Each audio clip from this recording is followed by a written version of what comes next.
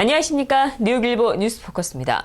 한국문화체육관광부와 메트로폴리탄 박물관이 MOU를 체결하고 향후 3년간 박물관 내 한국미술연구를 지원합니다.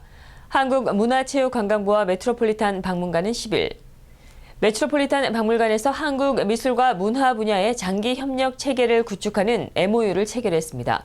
이번 MOU 체결은 문체부에서 2016년도부터 2018년도까지 메트로폴리탄 박물관에 총 100만 달러를 지원하면서 이루어졌습니다. 이에 따라 이 지원금은 2018년도에 개최될 한국미술특별전을 비롯해 메트로폴리탄 박물관 한국실 전시 환경 개선과 전시 컨텐츠 확충, 공동학술 프로젝트 개최 등을 위해 사용됩니다. 네, 오늘 메트로폴리탄 박물관하고 저희 문화체육관광부하고 한국실을 개선하기 위한 MOU를 체결했습니다. 이 MOU 체결의 기본 목적은 그동안 주요 박물관에 한국실이 있음에도 불구하고 이 한국실의 어떤 적절한 어떤 콘텐츠의 확충, 보강 작업들이라든가 그다음에 전문가들의 어떤 연구 활동 지원 것들이 체계적으로 이루어지지 못해서 일단 약간 좀 부실하거나 또는 관람객들한테 좀 이렇게 외면을 당하는 그런 사례도 없지 않아 있었습니다. 그래서 저희가 이번 계기를 통해서 좀 보다 나은 콘텐츠를 제공하고자 적극적으로 지원하게 됐고요. 이번이 처음 이제 출발 시기고요. 지속적으로 다른 박물관들도 마찬가지고 또한 메트로폴리탄 박물관도 적극적으로 지원을 계속할 계획입니다. 네, 저희 국가의 이미지를 프리미엄을 만드는 게 저희 문화원의 가장 큰 미션인데요. 그 중에서도 큰 미션 중에 하나가 좀 오늘 해결이 되는 것 같습니다. 메트로폴리탄에서 항상 한국관에 올 때마다 우리 한국관이 좀 더 개선이 됐으면 하는 바람이 있었는데 오늘 이렇게 MOU가 체결됨에 따라서 한국관이 많이 달라질 것 같습니다. 그래서 오늘 좀 어느 정도 수건이 풀어지는 것 같고 앞으로 한 3년 정도의 계획을 가지고 여러 가지 개선이 될 거로 기대하고 있습니다. 네, 메트로폴리탄 뮤지엄에서 한국미술을 담당하고 있는 큐레이터로서 한국의 정부라든지 한국의 뮤지엄들의 지원이나 협력 없이는 제가 아무 힘이 없습니다. 일을 할 수 없는데 이번 MOU와 지원을 계기로 저희 일이 더 활발하게 할 수 있는 정말 훌륭한 기회가 되고 저도 큐레이터로서 앞으로 분발을 해서 보다 한국 문화를 널리 알리고 한국 문화 홍보에 더욱 힘을 쓰도록 노력할 계획입니다. Plan for the next 5 years is to develop an active program of long-term loans with the National Museum of Korea and perhaps other collectors in Korea in order to show the very best quality of Korean art to audiences in America. 이번 한국문화체육관광부와 메트로폴리탄 박물관의 MOU 체결은 지난해 12월부터 협의를 시작해 1년 만에 맺은 결실로 앞으로 문체부는 다른 지역에서의 박물관도 차례로 선정해 지원해 나간다는 계획입니다. 또 2차 지원 프로젝트로 한국 유물은 많이 있으나 체계적으로 정리되지 못한 박물관을 파악해 이에 따른 지원에도 나섭니다. 민주평화통일자문회의 뉴욕협의회가 10일 플러싱 대동연회장에서 2015년 뉴욕 평통인의 밤 행사를 갖고 저물어가는 한 해를 정리하고 희망찬 새해를 설계했습니다. 정재건 회장은 7월 1일 출범이 된 제17기 뉴욕 평통이 자연스러운 평통 내 세대 교체를 위한 차세대와의 다리 역할, 미국과 전 세계 통일의 당위성을 알리는 역할, 한인사회 현안에 함께 힘을 보태 위상을 높이는 일 등 3가지 사업에 역점을 두고 활동해왔다며 앞으로도 이 같은 활동에 위원들이 모두 하나 돼 한마음으로 노력하자고 당부했습니다. 이제 저희 뉴욕 평통이 17기를 맞아서 지금 30년이 넘었습니다. 그래서 앞으로는 우리 뉴욕 평통은 이제 젊은 차세대들에게 뉴욕 평통을 이제 물려줄 때가 됐다고 생각이 돼서 우리 17기는 그 브리지 역할을 하는 그런 역할을 충실히 해야겠다는 첫째 목표를 삼았습니다. 이날 협의회는 처음으로 뉴욕 한인 비영리 봉사단체 지원 부문을 신설해 문화복지 비영리 단체인 이노비와 뉴욕 장애아동 코코 서비스 센터에 지원금을 전달했습니다. 또 오영준 전 회장과 오주열 문화예술위원장에게 공로패를 증정했습니다. 한국의 전통 연희단체인 동락연희단이 뉴욕에서 공연을 엽니다. 뉴욕 한국문화원의 2015-2016 오픈 스테이지 공연을 위해 뉴욕을 찾은 동락연희단은 9일 뉴욕일보를 방문해 11일 오후 8시 플러싱 타운홀에서 펼쳐질 신명나는 무대에 많은 한인들의 관심을 요청했습니다. 동락연희단은 이번에 작품 꾼스를 통해 1시간 20분가량 제대로 된 한국의 전통놀이 한마당을 선보입니다. 풍물놀이는 물론 판국과 발짓춤, 진도북춤 등을 무대에 올리며 하이라이트인 번화놀이에서는 유쾌하고 익살스러운 재담으로 관객들과 함께 소통합니다. 동락연희단은 이번 문화원 공연을 마친 후에 뉴욕 한국 국악원 29주년 기념 공연에도 함께합니다. 뉴욕 한국 국악원은 12일 오후 2시 플러싱 대동연회장에서 창립 29주년을 맞아 축하 기념 공연을 개최합니다. 우선 한국문화원 초청으로 공연되어지는 오픈스테이지 동락연희단이 꾼스 공연을 올리게 돼서 진심으로 영광입니다.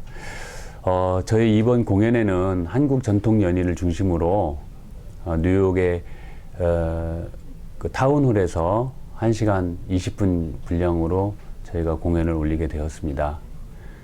이번에 공연은 컨셉은 우리 이름이 동락연희단처럼 동락이라는 이름은 다 함께 즐기자는 뜻입니다. 그래서 우리 같이 모두가 함께 즐길 수 있는 음악, 그 음악을 가지고 우리 함께 뉴욕에서 세계의 심장인 뉴욕 한복판에서 저희와 함께 즐기는 그런 프로그램이 될 것이라고 생각합니다. 동락연희단은 옛 우리 선조들이 신분과 계층을 뛰어넘어 함께 즐거움을 나눈다는 여민동락을 모토로 하는 한국의 대표적인 전통 연희단으로 한국의 제가그룹인 크라운 혜태 후원으로 2013년도에 설립되었습니다. 뉴욕 한국 국악원 29주년 기념 행사를 한국에서 오시는 김한복 선생님과 그리고 동락연희단 단원들과 함께 준비하게 되어서 정말 너무너무 기쁘게 생각합니다. 뉴욕에 계시는 많은 분들께서 또 오셔서 함께 즐겨주시고 그리고 또 국악도 많이 사랑해 주시고 그렇게 해서 정말 우리 문화가 더 많은 곳에 많은 분들에게 전해지고 그렇게 또 미국에서 활동할 수 있도록 많은 분들의 성원을 부탁드리고요. 예, 많이 오셔서 함께 즐겨주시면 감사하겠습니다. 각종 막말과 인종차별 발언을 일삼으며 미국의 대선판을 휘젓고 있는 공화당의 대선 선두주자인 도널드 트럼프가 이번에는 경찰 살해범을 무조건 사형하겠다는 극단적인 공약을 내놨습니다. 트럼프는 10일 경찰 관련 단체 주최로 열린 뉴햄프셔주 밀퍼트에서 열린 유세에서 미국 전역의 경찰이 힘든 시간을 겪었고 특히 많은 경찰이 살해됐다며 내가 선거에서 이길 경우에 첫 번째로 내릴 대통령 행정명령 가운데 하나는 바로 경찰을 살해하는 사람은 무조건 사형에 처하는 아주 강한 조치일 거라며 이는 반드시 지켜질 것이라고 말했습니다. 이는 경찰에 의한 민간인 사망 사건만큼은 아니지만 경찰 역시 범죄 용의자나 극단주의자들의 공격을 받고 사망하는 경우가 적지 않은 상황에서 미 전역의 경찰 표심을 잡기 위한 전략적인 발언으로 해석됩니다.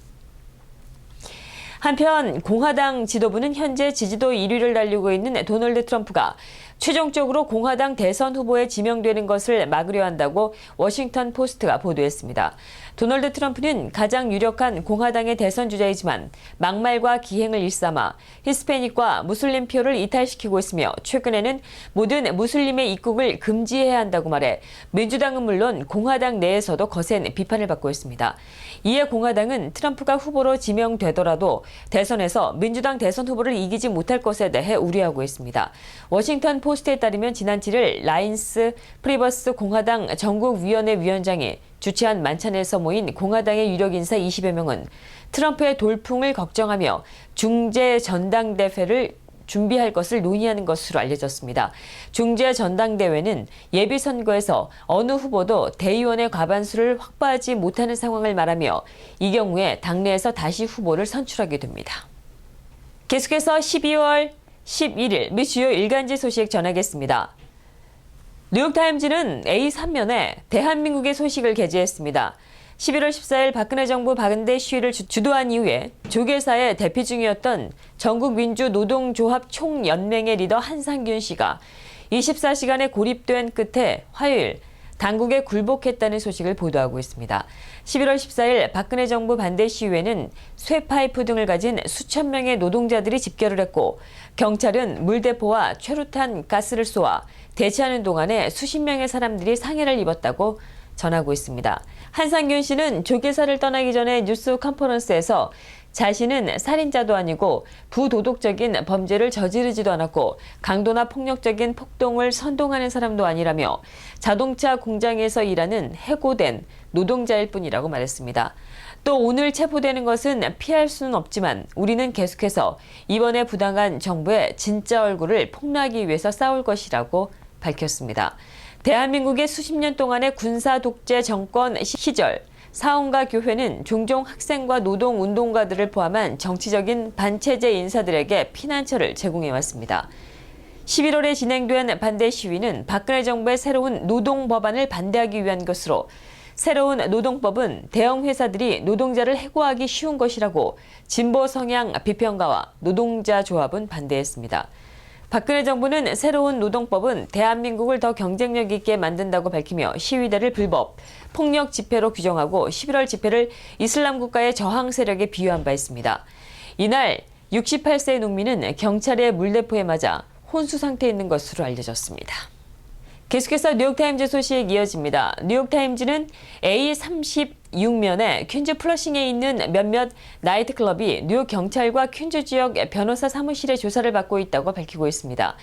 법정 신문은 이번 주 퀸즈 플러싱에 있는 몇몇 클럽들이 약물 사용과 더불어 클럽 오너들과 백구경찰서 지역의 2명의 경찰관들 사이에 뇌물수수 혐의가 있다고 밝혔습니다.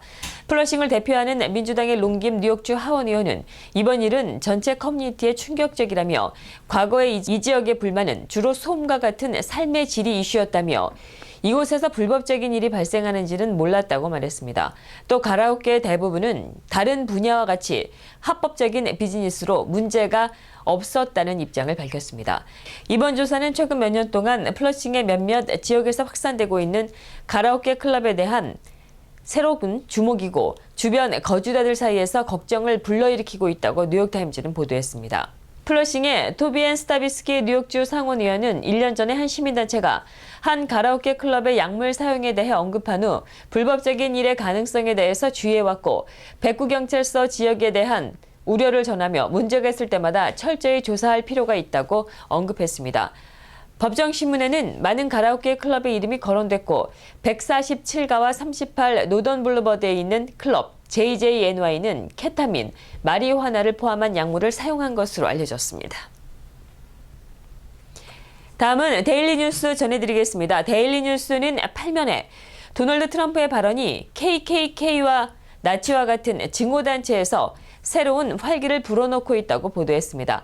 증오단체의 멤버들과 그들이 모니터하는 그룹에 따르면 공화당의 대선 주사에 극심한 호언장담이 많은 백인 우월자 단체들의 문을 열어 용기를 갖게 하고 그들의 주장이 합법적으로 느끼게 만든다고 전했습니다.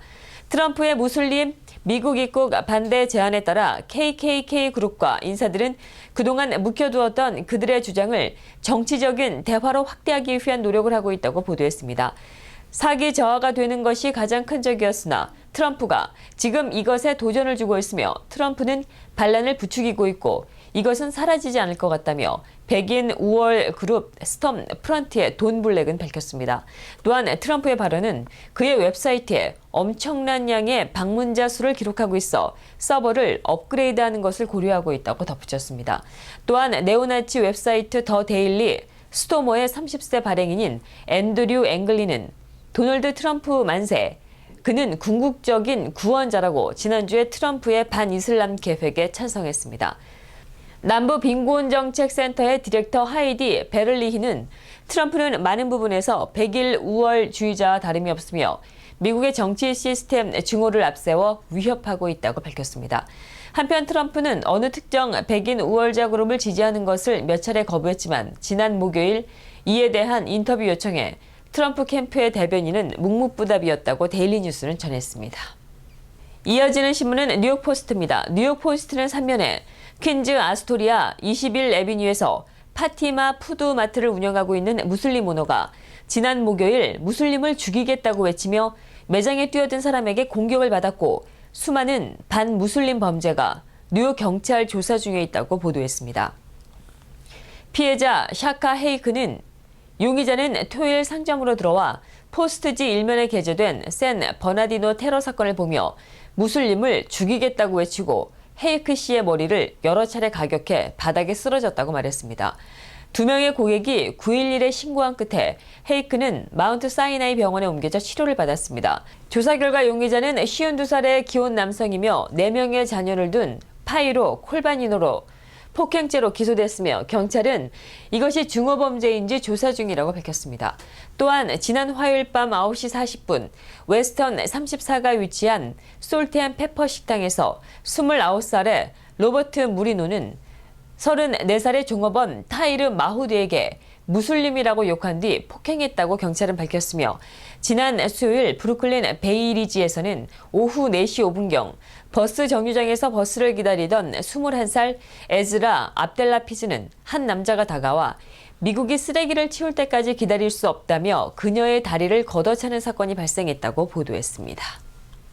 이상으로 뉴스포커스를 모두 마치겠습니다. 시청해주신 여러분 고맙습니다.